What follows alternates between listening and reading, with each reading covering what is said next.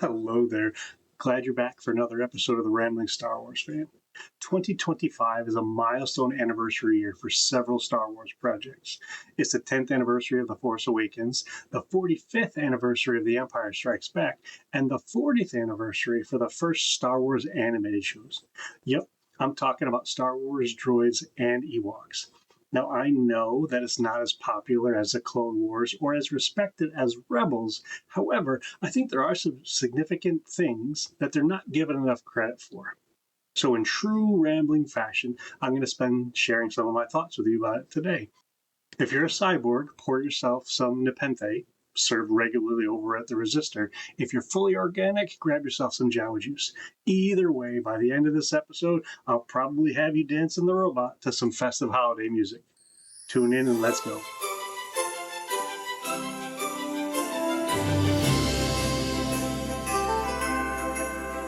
Gather round far and near, it's that jolly time of year. Hear the stories wild and grand from a very special fan.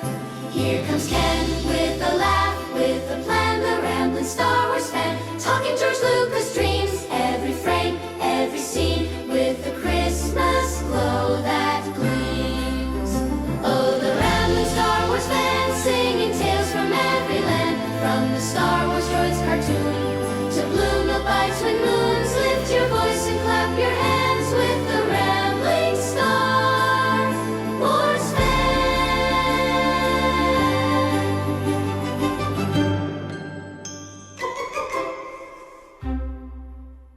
Hey, what's up, Ramblers? I'm glad you're back for another episode of the Rambling Star Wars Fan, a show where we often take hyperspace detours through some wacky, wonderful, and occasionally forgotten parts of Star Wars history. My name is Ken, and today's episode is going to be a deeper cut than a COO series droid in Otoh Gunga. I'm going to be talking about Star Wars Droids, the adventures of R2-D2 and C-3PO, an animated series that came out in 1985. And I will say, at the time, many of you have probably forgotten about it, if you've ever heard of it at all. It's colorful, it's weird, and it's got music from Stuart Copeland, and it's probably one of the most 80s things that Lucasfilm has ever done that didn't involve putting Mark Hamill in a leather jacket. Now, I know that Droids and Ewoks both came out in 1985. However, to minimize the rambling on this episode, I'm going to focus only on the Droids cartoon, which only lasted about a season or so, and I'll talk about Ewoks at some other time in the future because, hey, you know I love having as many episodes as possible.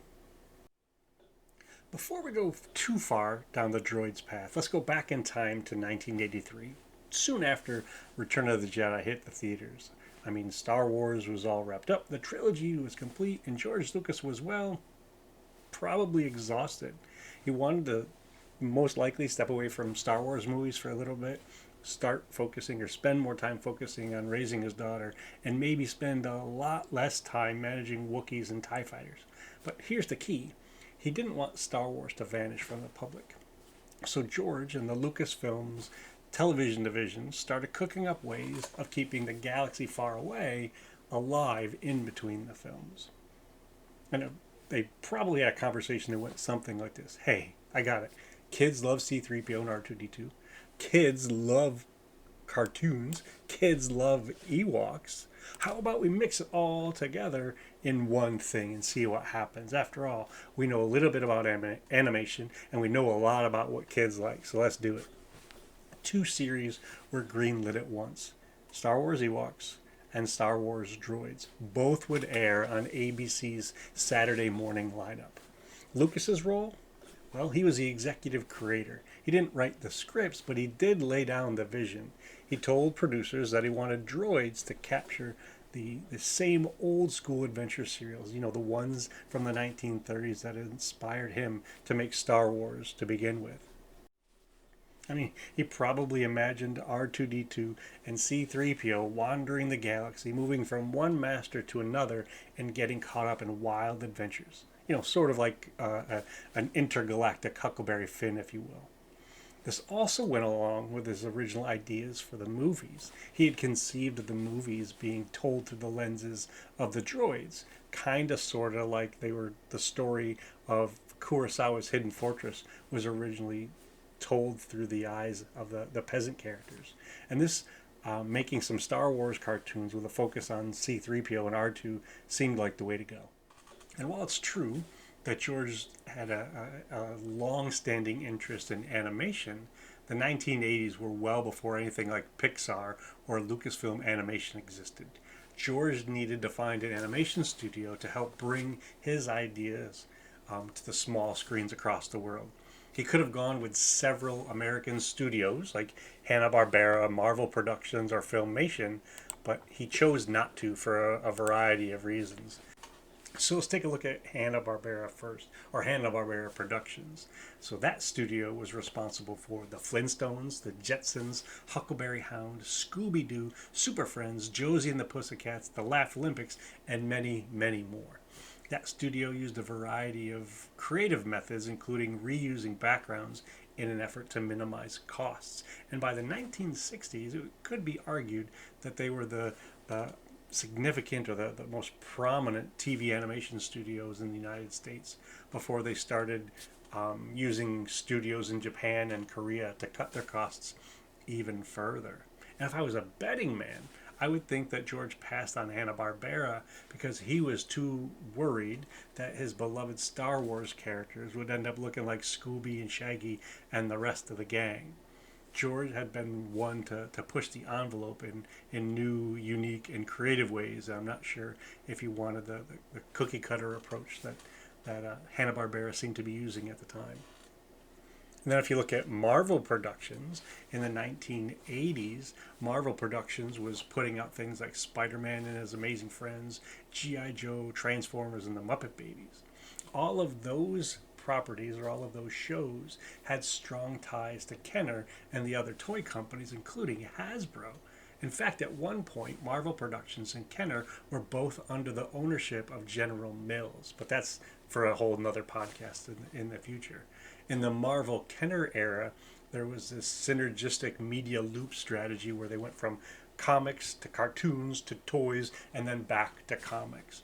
And even though George used merchandising to help fund the original trilogy, I'm not so sure that he would have wanted the cartoons to be viewed solely as commercial for toys, t-shirts, and bedroom sets. There was also another studio in the United States called Filmation. Filmation, a California-based studio that was founded by Lou Scheimer, if I'm pronouncing his last name right, Hal Sutherland and Norm Prescott, was known for the animated Star Trek show, an animated serial of Flash Gordon, Brave Star, and He-Man and the Masters of the Universe.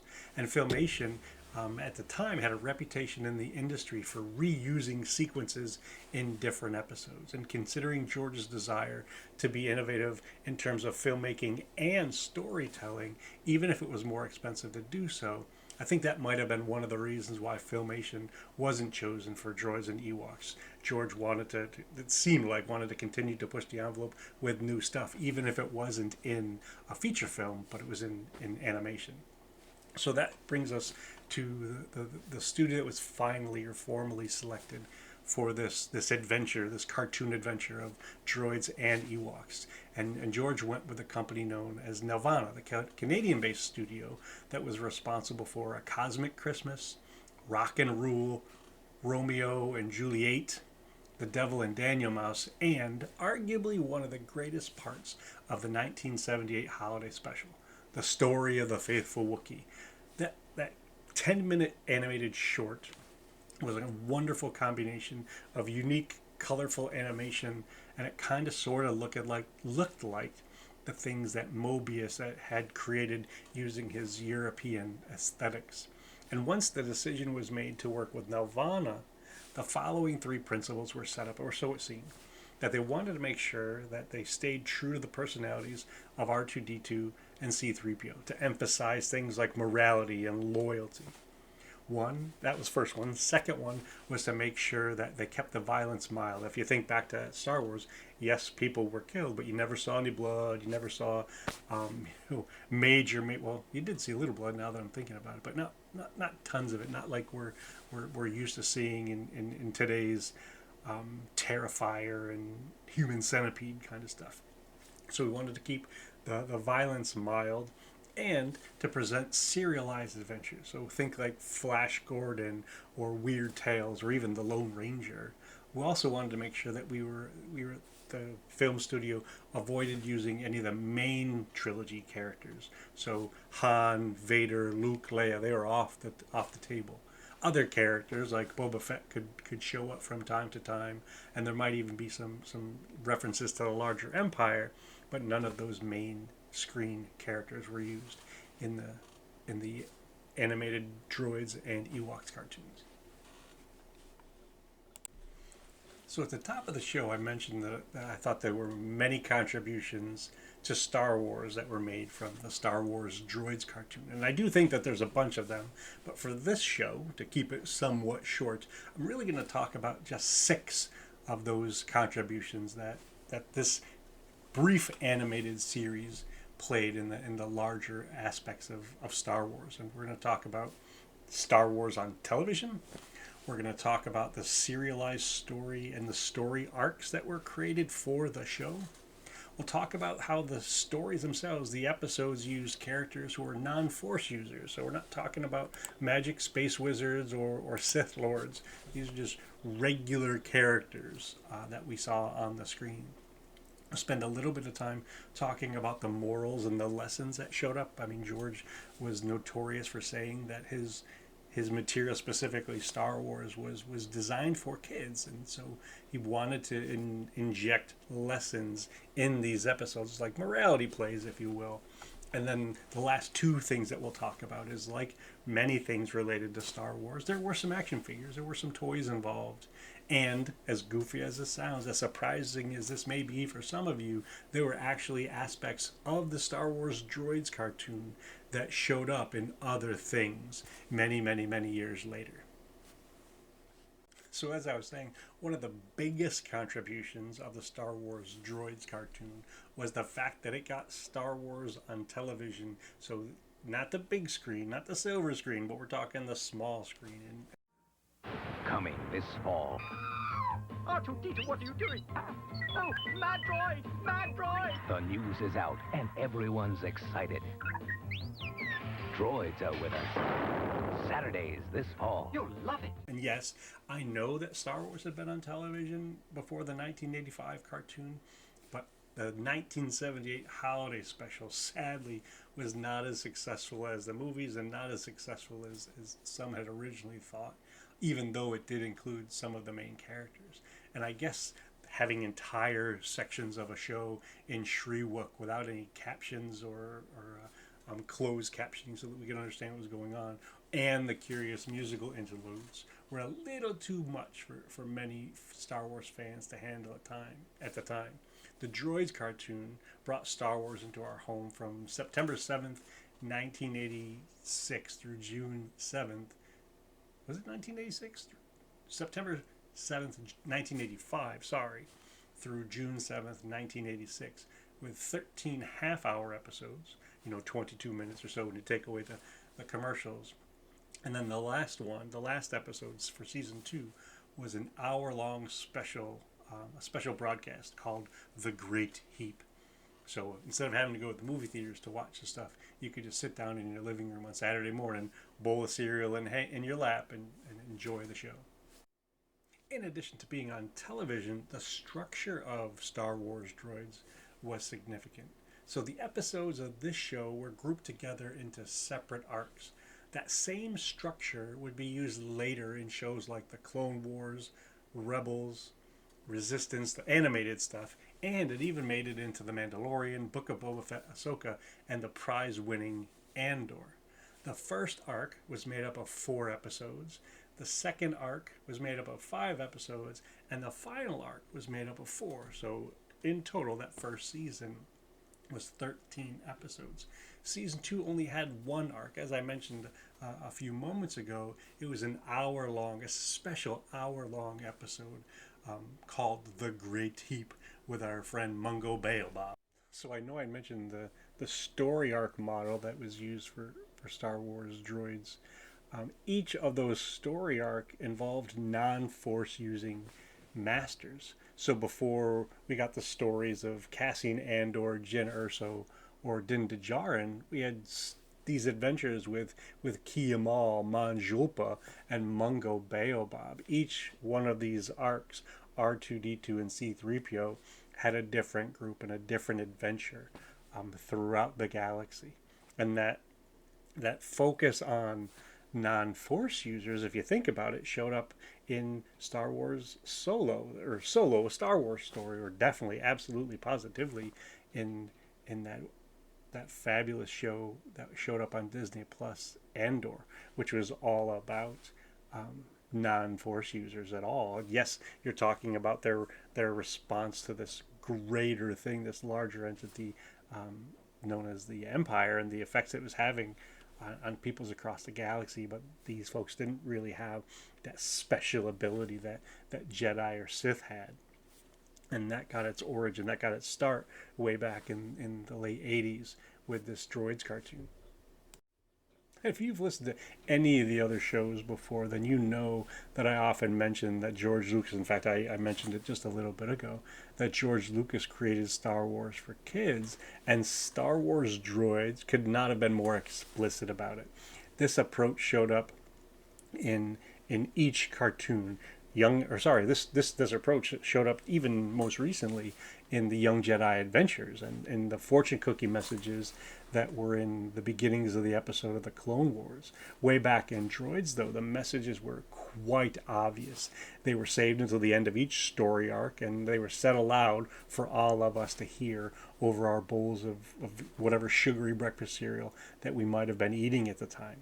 And you don't really have to take my word for it. I've spliced together a few examples for you to hear for yourself what was shown on screens in Saturday mornings in the 80s. Well, aren't you going to thank me? Thank you. Thank you for what? You told me to figure out a way to get us and the White Witch to the Bunta speeder race, didn't you? Well, I did it. Here we are. An express run right to it. Okay, thank you. Now, what about us? What do you mean? As I recall, aren't we the ones that risked our necks? To save yours? Hey, what are friends for? I don't like leaving like this, but it seems to be the only way. Yes, if we had stayed, they wouldn't have taken the job with Zebulon Dak. Now they're free. Yes, it was a sacrifice, Artu, but that's what friends are for. We may be surrounded by nothingness, but we do have something. Friend.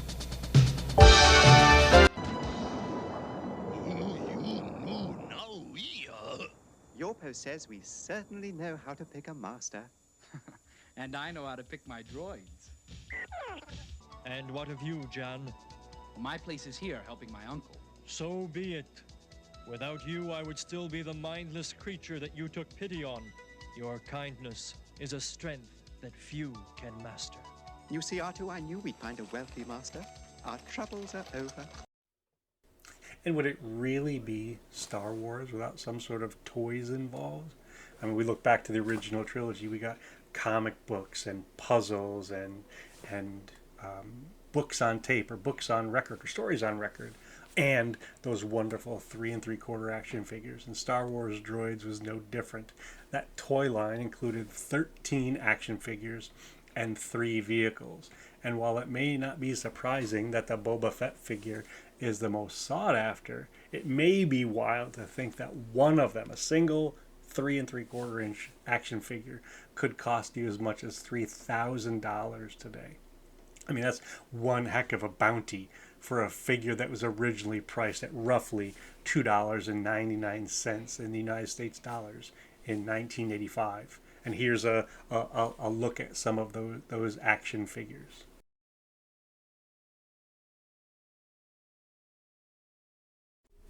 Now, while I think those other 5 contributions were important, and there are many, many more contributions beyond the 5 that I've mentioned, the one I want to really emphasize is the fact that some of the stuff from the Star Wars Droids cartoon, once again, that cartoon that came out in the late 1980s, some of the things that showed up on screen then have made their way into more recent, more modern more modern stories. And so what I'm going to do, I'm not going to show you all of them because I want you to go and watch it. I want you to go and check out this series for yourself and look for those other things, those other bits from the past episodes that show up in modern stuff. But I am going to share a handful of when you hear. I want to first show you the origin, show you what showed up on TV screens, and then give you the examples of where they...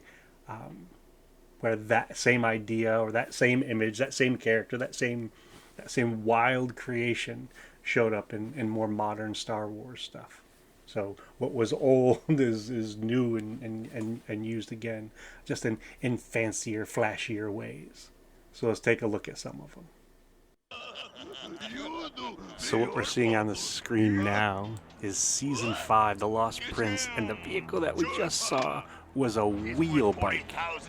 This crazy vehicle that was designed around one single hub where the driver rode inside of it. But in this case, it's got a sidecar and a trailer in addition to being driven from inside that circular wheel. Very wild to see on screen in 1985. And this particular scene ends with one of the characters, in fact one of the villain characters, ends up in a little bit of a crash and flies off it. And we're going to fast forward to 2005, Episode 3, Revenge of the Sith. And if you're familiar with that movie at all, that sound should be the clue that we're talking about General Grievous's wheel bike. You know, Obi-Wan's riding a giant lizard. He's fighting with Grievous on this wheel bike, trying to get the upper hand, trying to defeat this general of the Separatist army. Obi-Wan jumps across on the wheel bike to have this little battle, and just like in the last one, that ends with a crash. Now this next scene is from the 4th episode of Droids, where we get introduced to a new character, a robot character, who just so happens to have, I'm not sure of the right phrasing for this, but he just so happens to have a peg leg. And we're about to get his name shortly. Me? I'm Proto One. One of a kind is how I like to put it. That's him, Proto One. I created me. They jumped me after a century of loyal mechanical service, so I repaired myself. A very sassy, feisty droid, who's also very confident in his skills.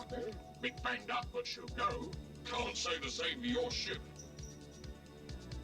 But I could fix that. I'm sure Mistress Keir would like a second opinion. Not Frodo, I may be old, but I can run circles around your circuits any day of the minute. And he's not too scared to get in a little verbal tussle with C-3PO either. We'll be back after the race. Good enough. Nice meeting you, R2-D2. I advise you to choose your friends more carefully, R2. We droids are often judged by the company we keep. And we're going to go from that peg leg droid to the Skeleton Crew, Episode 2, where we get to see another peg leg droid in action. And there he is in all his glory, SM-33. And while Proto is feisty with his mouth and his mechanical skills, we're about to see SM-33 throw down with a whole bunch of pirates.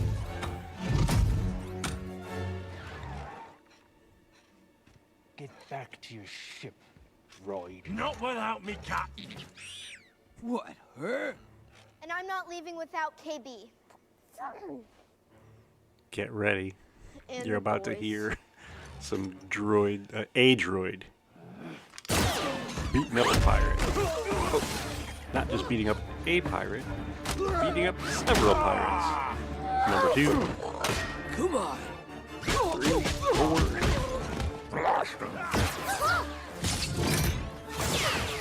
And I think he's taken 5 or 6 blaster shots.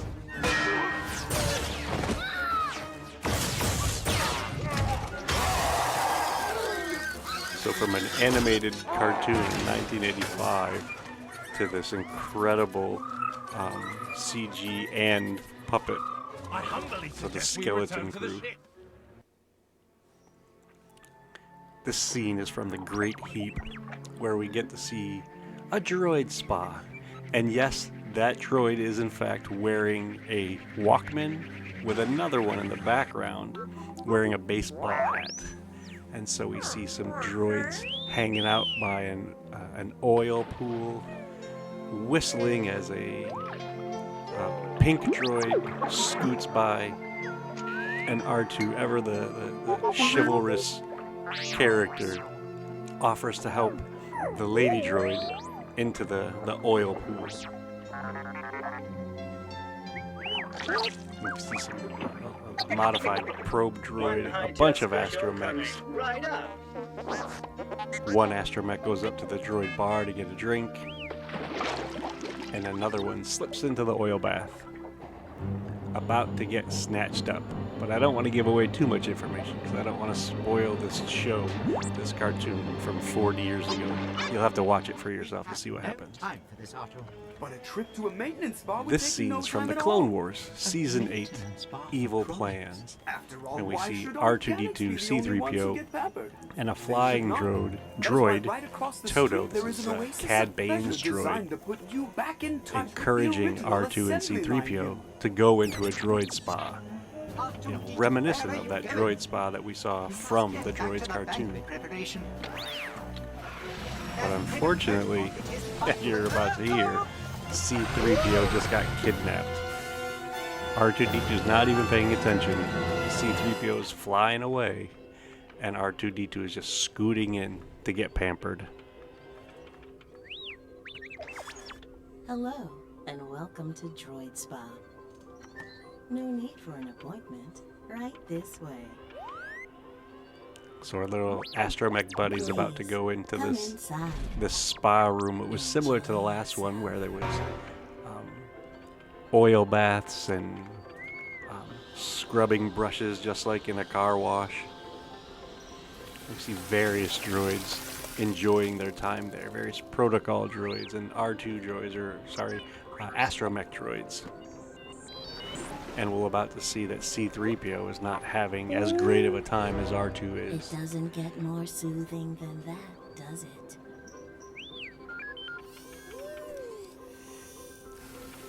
So while R2 is getting spoiled, brushed and cleaned and scrubbed,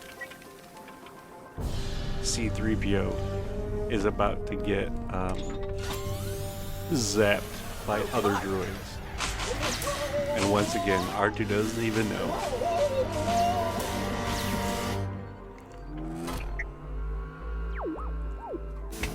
Just sit back. We'll take care of you. This is the address. This final scene is from The Mandalorian, Chapter 22, Guns for Hire. And while they're not about to enter a spa, they are going to enter something even wilder. It's a droid bar. This is the Resistor. And when we look at this scene, it amazes me that it's filled with puppets and robots and helmeted characters. The only person in the entire scene, the only human in the entire scene where you can see your face is Bo-Katan. Everybody else is faceless. From Din Djarin, I believe our buddy Chris Bartlett's in this scene as one of the protocol droids. And if I had to guess a number, there's probably 20 or so droids here. That spark pad was found on a road. So to go from 2D animation in 1985 to this on screen in our living rooms is quite incredible. We are in full compliance with planetary hierarchical. If you don't start answering questions, I'll yank your memory circuit and dissect it back at the lab. Now, it's possible that some of you missed this show when you're growing up. Heck, it's even possible that some of you weren't even born when these shows were on television. But do not fret, my friends. You can watch all of them on Disney+. The episodes are tucked away in the vintage section of the Star Wars area. Do yourself a favor, go watch them. But before you do, please let me give you 3 important reminders / suggestions. First, remember that these were made in a different era and by different animators than you're used to. This is one of the best parts about it from my perspective. It's different than what you've seen up until this point, and it's glorious and glamorous and wonderful to see what was popular or what was used at an earlier time. Another thing to keep in mind is these episodes are not considered canon. So while there are some things that showed up, there are some contributions that showed up from these cartoons in later things. I don't want you to expect to see many connections between these episodes and the Star Wars stories that we're getting today. And then lastly, they're not as high-tech as the Clone Wars cartoons, the Bad Batch, or even Star Wars Visions. And this animation may be underwhelming to some people. That's okay. Pay attention to the stories. Check out the creature and character designs. Count how many times R2-D2 uses some tool that you've never seen before. I mean, did you know that he has a propeller that can be used underwater? Well, he does. And he's like an astromech Swiss Army knife, and you should watch Droids just to see what other tricks and secrets he has hidden in that cylindrical case of his. Thank you for helping me make 2025 a great year. I'm looking forward to 2026 being even greater. So be sure to check out the Inflatable Falcon. We're going to soon have an episode in January. We're going to read the second act of The Empire Striketh Back. Listen to Bounty Hunting Across the Galaxy with Todd and Ken. Check out Star Wars Geek Girls, Bantha Milk Podcast, Mind the Force, The Pod Awakens, Rogue Rebels, Blue Harvest, and Steel Wars. And if you consider listening to any of them, you might as well get yourself ready. I know Star Wars Podcast Day happens in early January. Actually, no, not January. Sorry, early February each year. And I'm sure there's going to be a whole bunch of new shows to listen to. I appreciate all of your support, and I'm still working towards getting to that magic number of 1,977 subscribers. I'm closer now than I ever have, and who knows, maybe I'll get there before George Lucas opens up his new museum in late 2026.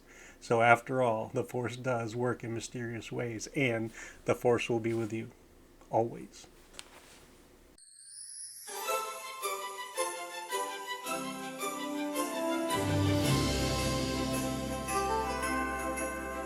Gather round far and near, it's that jolly time of year. Hear the stories wild and grand from a very special fan. Here comes Ken with a laugh, with a plan, the rambling Star Wars fan. Talking George Lucas dreams, every frame, every scene, with the Christmas glow that gleams. Oh, the rambling Star Wars fan, singing tales from every land, from the Star Wars Droids cartoon